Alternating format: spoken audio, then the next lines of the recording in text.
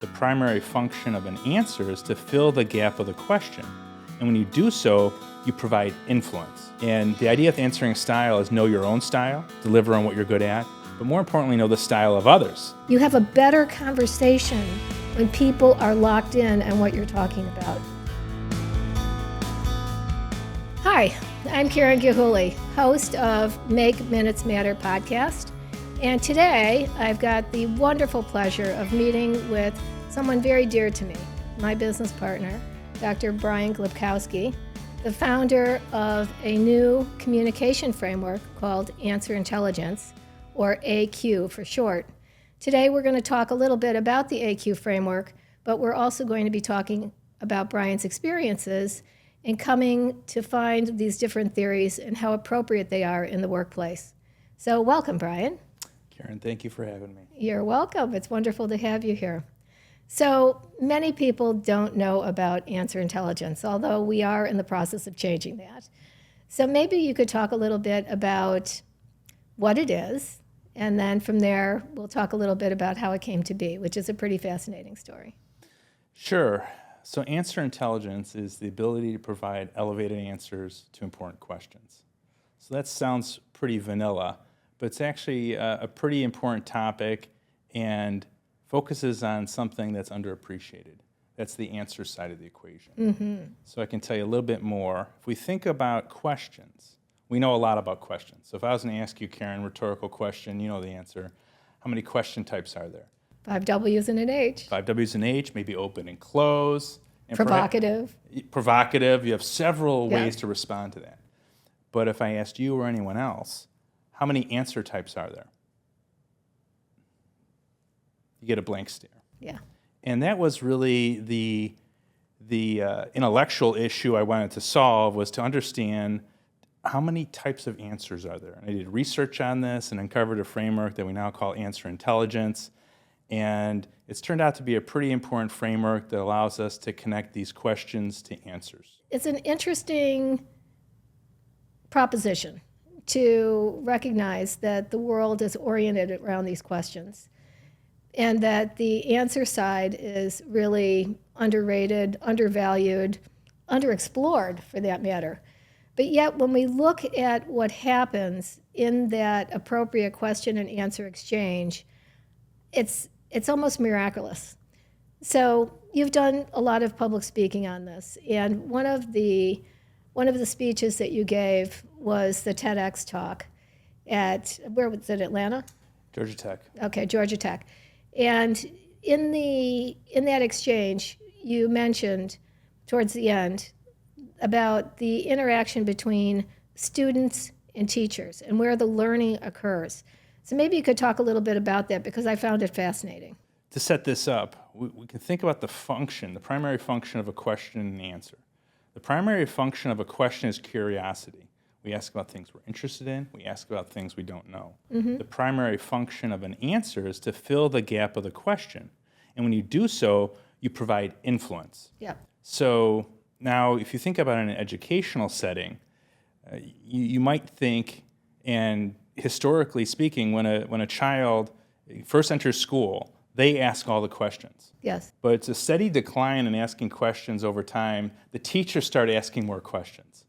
And what it's really about is allowing individuals to ask questions they care about, and then when the answers are provided, that creates influence. And so there's a little bit of a relationship there between questions and answers. They're both important, but we have to start thinking about who's asking the questions, who's providing the answers. And at the end of the day, the biggest contribution of the framework in an educational setting or in another setting is that the idea that questions are for curiosity, answers are for influence. Mm-hmm. And you think about this in a lot of settings, for example, a job interview. You can ask great questions in a job interview, right? What's it like to work at this company? What's the culture like? Mm-hmm. What's it like to work with you? You know, how do we run meetings? You can ask a million of those questions. Those are not going to get you the job. Right. What's going to get you the job is your ability to answer questions. That's where you create influence. And you know what they say? Boy, that guy, that gal, he or she has gravitas. They have command. I want to work with them. So when we start to think of the function of questions and answers, they're both important, but there's a certain importance about answers. where that is the goal, the destination we're going towards. Take the pandemic. You know, there were a lot of questions related to vaccines. And what got us really excited? When we found the answers, right? Hubble telescope, we found the answers. Or if you're working under a leader and you have a lack of job motivation, you may ask, why am I not being promoted? And the leader can provide a story. So it's the answer side of the equation that's underappreciated, and it's the goal of the conversation in many respects. That is true, and I think about, in my head, I've got that. I haven't let go of the classroom yet for a whole bunch of reasons, but one of the primary ones being how, when you're younger, your mind is more open, and the curiosity factor is definitely on display. And you see the bright lights that are going on, not in every student, but in many of them. And the questions they're asking, these questions, it's almost like they have an itch, like they need somebody to help them, answer this, help me understand this. And the thinking about it now, even with my own kids, when they'd come home from school to talk about it, the best time was when they were curious. They had to be curious. If they weren't curious, then they weren't learning. And so a question is curiosity. Question's curiosity, but there's a recursive relationship between questions and answers. And in a relationship that may seem obvious, but just to elaborate on what you're talking about. So your young son may be asking a question, about geography or whatever the topic is. And it's because there's some answer that has stimulated his question. Yeah. So, when someone does not have questions, oftentimes that means the content we're providing to them is not stimulating. It's not those stimulating. questions. Yes. And going back to your comment about how as people progress in the educational system and questions become fewer and fewer and fewer, I think that would maybe spark some interest, perhaps, in our academic environments, that maybe they need to change it up a little bit. I think so. Well, another thing related to that, there is, I love questions. I did research on questions before I did research on answers. They're both very important, 1A and 1B. Yes. Love them both. That being said, you can make the argument that answers are more difficult than questions. Answers are more important than questions. I'm not necessarily going to go that far, but just looking at, for example, answers are more difficult. I can come up with some humdinger questions right now. What's the meaning of life? What am I going to be when I grow up? Right? How do I run this trade show effectively? The answers to those questions, no matter how difficult the questions seem, the answers are profoundly more difficult. Yes. So I think we have a false sense in our society. For example, we've talked about this. You look at books on Amazon, books with question in the title outnumber books with answer in the title 3-1. We get this sense we just ask the right questions and that's all we need to do. Well, questions are a lot easier than the answers. The answers are much more difficult. Yeah. And in this world where we have somewhat adopted the easy button, we do like to ask lots of questions because it takes the heat off. You could just sit and posit questions all day long, not have to worry about the answers, but that's not going to get us where we need to go. And related to that, it's about having sophisticated questions and answers. I think just poking on questions, like if we're in a sales context, and you ask the question, what's keeping you up at night? Yeah. What are the big problems for your company? Well, you haven't done the homework. And doing the homework means understanding the answers that are in their world that you can ask questions about. That's right. So you get into the details. In AQ terms, there's different answer types like procedure. I could, what's keeping you up at night? Bad question. A better question might be, I understand your clinical drug development process, and it consists of these 3 stages, and you have trouble with this stage, et cetera, and so forth. Then you posit the question. Yeah. Then you're putting your question in the context of the answer set that the individuals have. Yeah. That they want to expand that answer set. That's much more, much better approach. Yeah, I agree. And having that context, doing the homework, it's something that the people who are very successful in their life have done it. They understand that they need a body of information going in to both ask questions and provide answers. So you need to be able to do both. So tell us a little bit about your research and how that came to be, because I think this is a very interesting story. I was told once by some academics, I was in a dinner listening to them, that we tend to do research on things we're not good at. So this was when I was a PhD student, and naturally I was pretty excited because there were a lot of things I wasn't very good at. So the world was my oyster, but eventually sort of really zeroed in on communication. And I always felt like I had something to say, but I would say something and it just didn't quite land the right way. I'd be teaching a class on integrative negotiations, arguably the best theory of negotiations we have. I was super excited about this. This is going to help you get a job. Crickets. And that was frustrating. And I didn't really have a framework to understand why I wasn't being effective. And so that was the underlying ground I was walking on. And from that, I didn't know it at the time, eventually led me to looking at questions, and that was interesting. And then I started looking at answers and put this all together with this answer intelligence framework that allowed me to look backward and to understand what I wasn't doing correctly, and hopefully improving my communication, but more importantly, helping others improve theirs. Yeah. Well, I do understand you. Thank you. Yes. So you're effective with me. So I've heard the term, and you've shared it many times, that the AQ proposition was born on the golf course. Maybe you could tell us a little bit more about that. When you're doing research, you study different groups, and we studied the top golf instructors in the world as rated by Golf Digest and Golf Magazine. Why there? Yeah, natural question.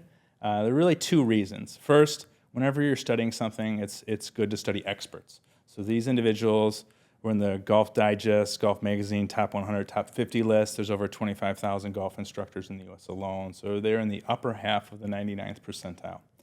Experts. I want to understand how they provided answers. So box number one checked. Second, in research speak, it's good to study samples where there is no restriction of range in terms of what you're studying. And so by that, I mean the golf instructors taught a wide range of students. They taught touring pros you see on TV. They taught your young son or daughter picking up the sticks for the first time, executives, weekend warriors, everyone in between. And they were effective with all these groups. And so that's important because everyone listening to this podcast is going to be involved in conversations that have asymmetries. You care more about something than someone else. You know more about something than someone else, or vice versa, and all these different asymmetries. And they're able to navigate those asymmetries with what we eventually described as this answer intelligence framework effectively. And so that's why we studied the golf instructors. And when you were talking with the golf instructors about this, was there anything in particular that stood out? Many things stood out. Yeah? I'll give you a couple examples of what stood out. First of all, they were not aware that they were demonstrating answer intelligence. Fully talked about it, but it's basically a mapping of questions to answers and 6 different answer types you can use.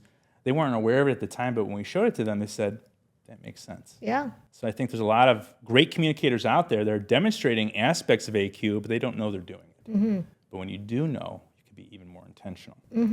Another thing that stood out to me was they were, we like to say, students of conversation. They're students of questions, but students of answers. For example, one of the top instructors had a library of 3,500 books. Oh my goodness. Do you have to have 3,500 books? Yes. No, I'm kidding. You do not have to have To be a golf instructor? Oh my you don't need goodness. you don't need a library. No one needs a library. But the point was, they studied their craft, and they studied everything adjacent to their craft, so they would understand the physics of golf, the psychology of the golf, nutrition of golf. And if they didn't know these pieces, they would have others in their network that would know this. So that's no different than professionals that are purporting to communicate anything. Right. So if you're purporting to, be an effective leader, you should be able to, in AQ terms, answer some basic questions about leadership. What is leadership as a concept? Give me a metaphor for leadership. Why do you lead? Tell me a theory, cause and effect logic. Tell me a story of why you do it. Tell me how you do it. How do you lead your next meeting? Give me a procedure. Give me some actions. It's a sort of rapid fire. But we found in this initial research and follow-up research is that people that were effective communicators, they were using the AQ skills of mapping questions to answers, but they also had very deep content knowledge. And just to illustrate the content knowledge, For a while there, I would ask executives, what do you think employee engagement is? At the time, I was getting questions all the time. We should be That's a question focusing I ask all the time. We should focus on engagement. And then I really quickly realized they did not understand what it was, why it was important, how to do it. And I would ask them, I'd flip it and say, well, what is it to you? And their answers would be pithy. They would say something like, well, our employees are smiling a lot. Well, that's not answering the what question. And then I might say something like, well, what is employee engagement? I wouldn't say as a concept, but in AQ terms of concept, I'd say, employee engagement is a force that pulls you in one direction or away from a direction. Employee engagement, and I could add more to that, but employee engagement consists of 3 dimensions: cognitive engagement, physical engagement, and emotional engagement. Cognitive engagement, I think about the job all the time.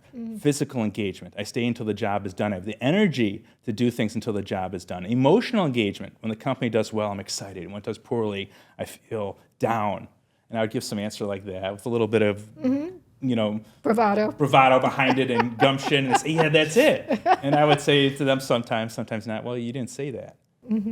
So we're navigating a world where we're purporting to know about topics like engagement or leadership or diversity, equity, inclusion, and people cannot connect to the basic answers. And when you don't, you're ineffective. Yeah. And that's as simple as it gets, but it's a really big problem.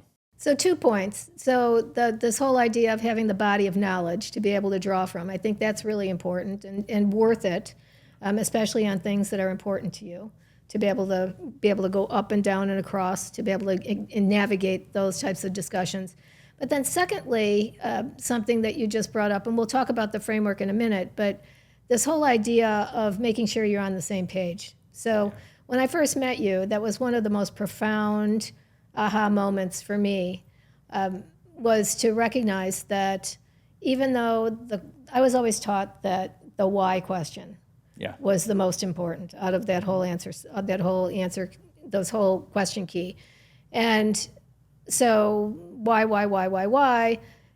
And the implication piece has always had special meaning to me in sales, because that's ultimately where you connect the customer emotionally and physically, cognitively, all of that.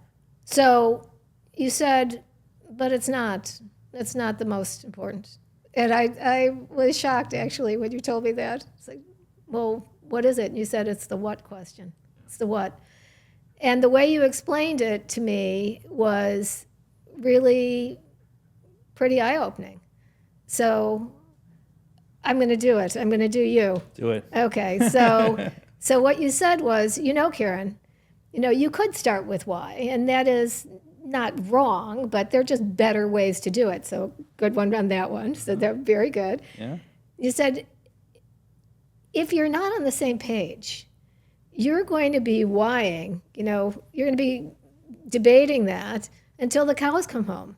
So you and the person you're speaking with have to be on the same page. You have a better conversation when people are locked in on what you're talking about. And that was just it was simple, profound. Even now, and I listen to conversations now today, and I hear people, immediately kick off with the why question, and it inevitably, the more interesting the disconnect, the more nebulous the term. So and you can waste a lot of time and energy debating on something only to realize that you are not thinking about it the same way. I'm thinking about it blue, you're thinking about it red. Those are 2 very different things. Well said. And of course, I agree. Of course. Well, you said it. Well, of course. I think when you let's unpack this a little bit more. For example, let's say we're talking about employee engagement. By the way, one of the principles of AQ is economy of answers. We don't need to bring up other subjects unless we need to. We've already defined what employee engagement is, right? So let's say we're having a conversation and you're asking me, Brian, why is employee engagement important? So one thing we learn from the top golf instructors is honor the question. That means I answer the question that you're asking, but it's not mechanical. Yeah. So if I feel like you don't understand what employee engagement is, rather before I tell you a story, I might say something like, Great question, Karen. I want to get to that in a second. But first, I want to unpack what employee engagement is. Boom, boom, boom. Does that make sense, Karen? Then you nod your head and say yes, and then I explain why, and I give you a story about how I increased employee engagement in my classroom or something like that. And the risk is if we have, as you're talking about, differences of understanding what employee engagement is, it's like starting off with a small difference. As you move up to why, the gap broadens. Or if you go down to how. So as a good rule of thumb, you want to locate the conversation in what and then pivot up or down. Yes. But then there's all these complexities of the different skills and principles of AQ, including honor the question. So, if someone really wants that why answer, you better give it to them. So if you're going to give them a what answer, you might make an abbreviated one. Sure. So these are the kind of things these expert communicators did. They're obvious, but this is not what most communicators do. And I think if I could add to this a little bit and sticking to the educational context, I was thinking about this on the plane ride here. My son's in 5th grade, so he's part of the pandemic group that during 3rd grade or 2nd grade, weren't really in the classroom. And know what they didn't do? They didn't focus on their penmanship. So him and all his colleagues, their penmanship is horrible. Now, relating this to the educational context, there's very little that's actually taught on questions. First of all, that's anemic, but there's nothing on the answer side of the equation. So where do we learn how questions and answers map to each other, how to navigate conversations? It's a basic skill that's obvious when we explain it after the fact, but no one's teaching this. We're born, somebody slaps us on the rear end, we start screaming, and for many people, that's about as far as it goes. So that's our communication, and we learn through the educational system, by our surroundings, our communities, our families, that type of thing. We learn environmentally how this whole thing works, but nobody really stops to think, am I doing it really well? And I shouldn't say that. I shouldn't say no one. I should say most people, the majority, I would say, are focused on other things. They're focused on, finding answers, exploring, whatever it might be, but they're not necessarily focused on the communication of it. Yeah, I think a couple of points there to unpack. I mean, first, very few people are focused on communication proper. There's something that's attached to the communication. I want to be a better leader, and communication's going to help me, a better teammate, et cetera, and so forth. Second point I want to make that you're talking about is no one's focusing on this. So we're using these different question and answer types, but because we're not intentional, we're over-indexing on answer types. We're missing answer types. We don't understand the skills to better navigate a conversation. So 2 examples on, just missing things. One, did an interview with basically the head of safety for Europe and aviation. And he basically said, aviation industry, we over-index on procedures in AQ terms. So like German fighter pilots, I don't know the exact number, but something like have a 3,000-page manual. Commercial German pilots have like a 6,000-page manual. So everything is a procedure. I won't get into the details, but we proceeded to talk about Sully Sullivan landing on the Hudson River, and it was not the procedures that saved him, it was different answer types. And so that's one example. Second really brief example is in sales. This idea that story is the altar that we pray to. I don't mean that without sacrilege, but stories are great, but you can over-index on stories. And if I could just give you the classic example, if we're going to CVS, say I'm going to CVS, and I want to ask the clerk, how do I find the Mars candy bar? Now, you're going to get annoyed if the clerk tells you a story about the history of Mars candy bar. 9 times out of 10, unless you're on vacation. What you want in AQ terms, to answer to the how question is a procedure. Go down aisle 1, take a left bottom shelf, or an action, or an action. The clerk takes you to the candy bar.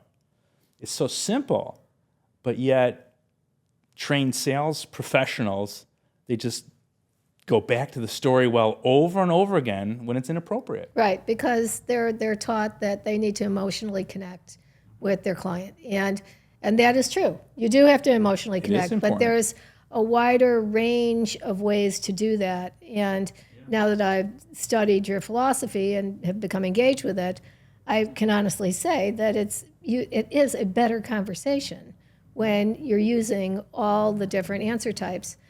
So before we talk about what the answer types are, I'd just like to remind everyone that's listening, you might say, well, what is this and how complicated is this?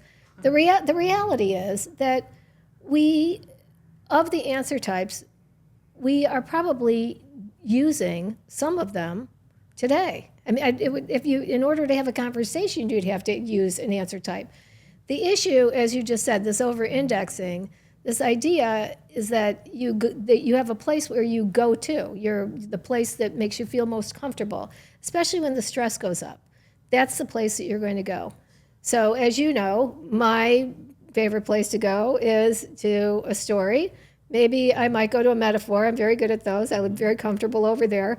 But don't expect that I'm going to be harping around on concepts and theories too much, because that's not how my brain would work. But what I've learned now is that when you marry these things together, when you have a left and right side brain approach to especially an important question, you've got a far greater chance of being able to deliver the message the first time. So for the viewing population, you want to just give a little shout out and how to get in touch with you? Yeah, the best way to reach me is go to our website, raiseyouraq.com. You can contact me through the website there. So thank you again, Karen, for having me. Welcome. Thank you. Have a great night. Thank you so much for listening to today's episode of Make Minutes Matter. If you haven't done so already, please take a moment to subscribe to this podcast on YouTube or click the follow button on Apple, Spotify, or wherever you get your podcasts. And let me know what you thought of today's conversation by following us on Instagram at Karen Gilhooly 1. That's Karen, Karen, Gilhooly, Gilhooly, and the number 1. Let's make every moment in your career truly matter. Have a great day.